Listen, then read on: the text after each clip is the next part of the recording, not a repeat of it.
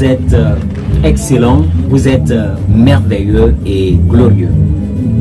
Lumière sans limite commence ainsi par Romains 10, le 10e verset. Nous lisons. Car c'est en croyant du cœur qu'on parvient à la justice, et c'est en confessant de la bouche qu'on parvient au salut. Qu'avons-nous l'habitude de confesser? Qu'avons-nous l'habitude de dire à propos de nous? Est-ce que tu as l'habitude de dire que tu es un succès illimité?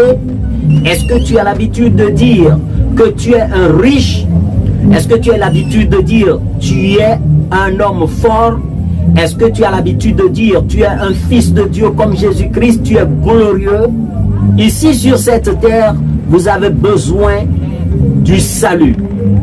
Et ce salut vous sort de l'ignorance, de la pauvreté, du manque de sagesse.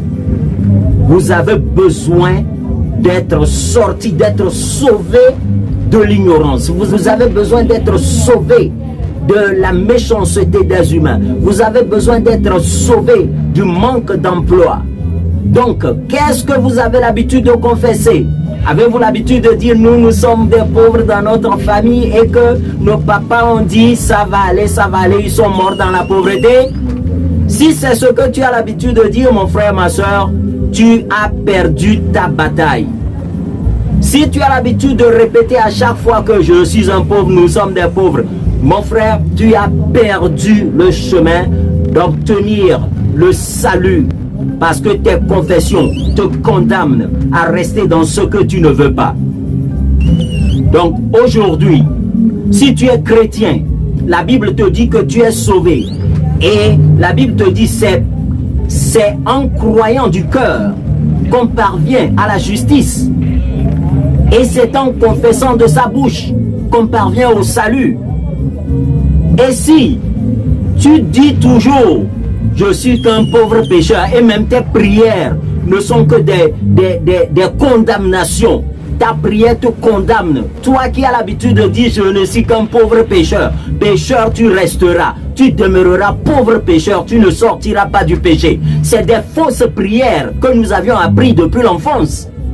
C'est des fausses prières.